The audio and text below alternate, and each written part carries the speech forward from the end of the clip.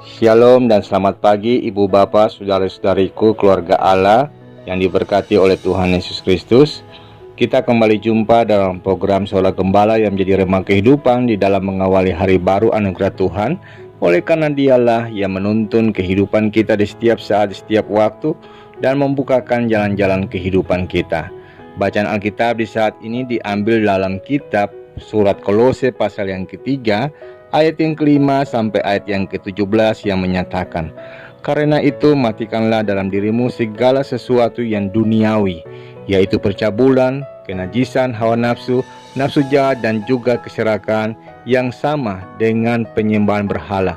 Semuanya itu mendatangkan murka Allah atas orang-orang durhaka. Dahulu kamu juga melakukan hal-hal itu ketika kamu hidup di dalamnya. Tetapi sekarang buanglah semuanya ini, yaitu marah, geram, kejahatan, fitnah, dan kata-kata kotor yang keluar dari mulutmu. Jangan lagi kamu saling mendustai, karena kamu telah menanggalkan manusia lama serta kelakuannya, dan telah mengenakan manusia baru yang terus-menerus diperbaharui untuk memperoleh pengetahuan yang benar menurut gambar haliknya.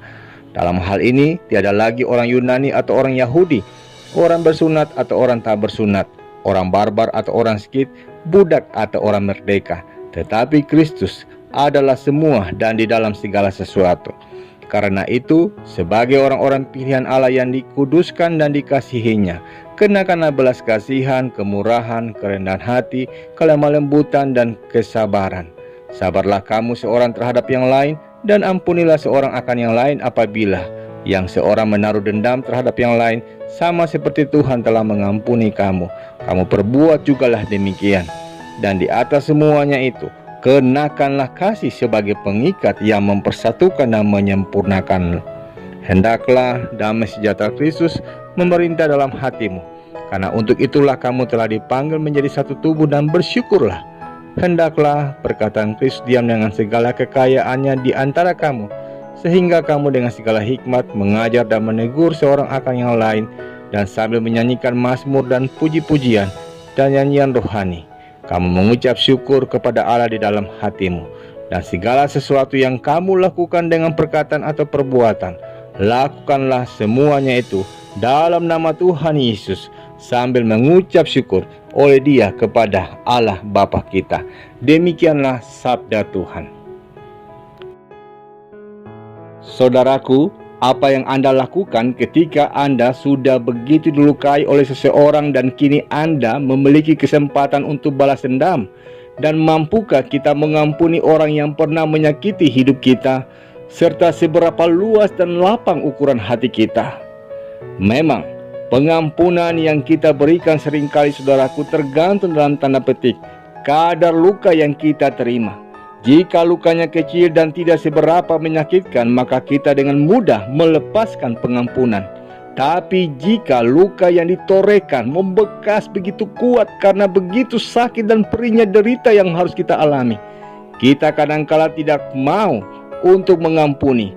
Kita mungkin berkata dalam hati, cukup lama dia melukai, lalu sekarang enak saja dia minta diampuni. Mungkin kita memang tidak membalas dengan melukainya, tapi kita juga tidak mau mengampuninya. Itu sama saja. Itu pun berarti kita belum mengampuni. Jika kita masih hidup dengan situasi ataupun keadaan seperti itu berarti kita masih hidup dengan pola duniawi. Mengapa saya katakan demikian? Oleh karena dunia mengajarkan kita menghidupi hukum truk sampah. Apakah hukum truk sampah itu, saudaraku? Yaitu memungut setiap sampah yang berupa kemarahan, sakit hati, kebencian, dendam, frustasi, dan kekecewaan dari setiap peristiwa bersama orang-orang sekitar, untuk kemudian menimbulkannya dalam hati dan pikiran kita, lalu membawa sampah-sampah itu berkeliling dan semakin bertambah di setiap waktu. Setelah penuh, dicarilah tempat pembuangan untuk menumpahkannya. Pertanyaannya, di mana sampah-sampah itu kemudian ditumpahkan? Siapapun yang ditemuinya, saudaraku, bisa menjadi sasaran tempat pembuangan sampah. Karena orang yang penuh dengan sampah memiliki emosi yang meledak-ledak, sehingga masalah kecil pun sanggup membakarnya. Saudaraku, Bukankah gambaran dunia kini pun demikian? Hidup penuh kebencian terhadap orang yang pernah menyakiti hati kita dianggap sebagai hal yang wajar. Marah ketika diperlakukan tidak adil adalah hal yang biasa dan bisa dipahami. Bahkan menyimpan dendam kepada orang yang telah berkali-kali menimbulkan masalah adalah hal yang lumrah. Sebaliknya, memberikan pipi kiri kepada mereka yang menampar pipi kanan adalah hal yang tidak masuk akal. Bahkan memberkati orang yang mencaci maki dan mengampuni orang yang bersalah kepada kita adalah hal yang tindakan bodoh. Padahal firman Tuhan, saudaraku, mengajarkan kepada kita bahwa sakit hati, kebencian dan luka hati sudah seharusnya dibuang dan dibereskan, bukan disimpan dan dibawa kemana-mana. Dalam konteks bacaan kita saat ini, dua kata yang digunakan oleh Rasul Paulus yakni di ayat yang kelima matikan dan di ayat yang ke-8 buanglah, sebagai sebuah penegasan bahwa kita harus menanggalkan manusia lama kita. Sebagaimana Tuhan telah mengampuni kita, demikian pula kita hendaknya dalam mengampuni sesama. Tidak peduli seberapa sering orang itu melukai hati kita, hidup kita. Tidak peduli seberapa menyakitkan luka itu kita rasakan. Mari kita belajar untuk mengampuni.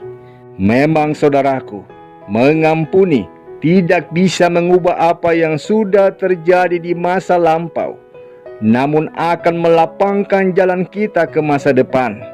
Ketika kita menyimpan kebencian dan tidak mau mengampuni, sebenarnya kita sedang menutup jalan untuk masa depan kita sendiri. Kita sendiri yang menutup pintu berkat. Sebaliknya, saudaraku, ketika kita berani memaafkan dan mengampuni, sebenarnya kita sedang membuat jalan yang lapang untuk masa depan kita. Ketika kita mengampuni, kita sedang membuka keran berkat untuk masa depan kehidupan kita. Karena itu, saya katakan berulang kali bahwa orang yang paling diuntungkan ketika kita mengampuni adalah diri kita sendiri, bukan orang yang kita ampuni tersebut. Pengampunan adalah hadiah yang terbaik yang bisa kita berikan kepada diri kita sendiri. Mengapa, saudaraku? Karena sejatinya dalam hidup ini, kita tidak mungkin bebas dari gesekan satu sama lain. Kadangkala kita beda pandangan, berselisih paham, bahkan ribut atau bertengkar. Jangankan dengan orang lain, dengan pasangan yang hidup serumah tidur seranjang berpuluh-puluh tahun pun, gesekan seperti itu pun tidak bisa dihindari. Bukankah firman Tuhan sendiri berkata di Amsal 27 ayat yang ke-17, besi menajamkan besi, orang menajamkan sesamanya. Karena itu saudaraku, tak perlu menihilkan gesekan, karena itu hal yang mustahil. Perhatian kita justru pada bagaimana caranya supaya gesekan itu tidak saling melukai dan merusak pernikahan kita dan merusak hubungan kita ataupun relasi kita dalam persekutuan dan dengan sesama. Gambarannya mungkin seperti ini, saudaraku. Kira-kira apa yang terjadi jika kendaraan Anda sampai kehabisan oli? Bisa dipastikan bahwa kendaraan Anda akan rusak. Tentunya setiap komponen dalam mesin akan aus, rontok, bahkan mesinnya akan jebol. Mengapa pengaruh oli bisa sampai sevital itu bagi mesin? Karena oli berfungsi sebagai pelumas pada saat terjadi gesekan-gesekan dalam mesin.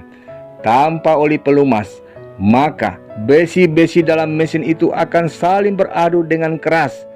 Jika ingin kendaraan Anda awet, saudaraku, pastikan selalu rutin mengganti oli secara berkala dan jangan sampai kehabisan oli mesin. Karena itu saudaraku, sebagaimana mesin butuh oli pelumas, maka relasi persekutuan, relasi pernikahan, relasi kita dengan sesama, kita pun butuh pelumas, yaitu kasih.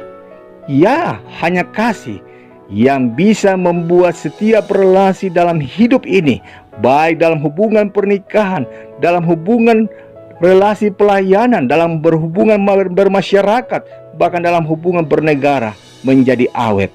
Terjadinya gesekan, tapi tak membuat aus.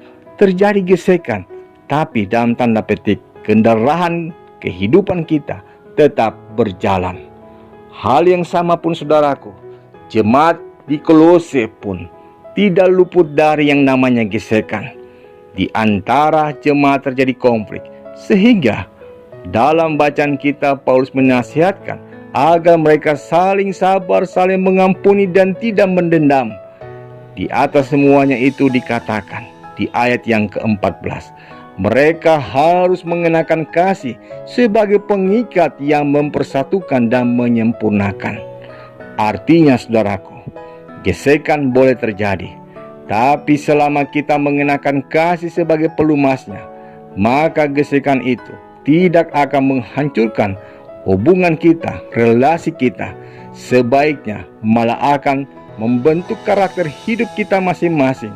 Pertanyaannya untuk kita refleksikan untuk hidup kita masing-masing di dalam menjalani hari pemberian Tuhan yang Tuhan percayakan kepada kita.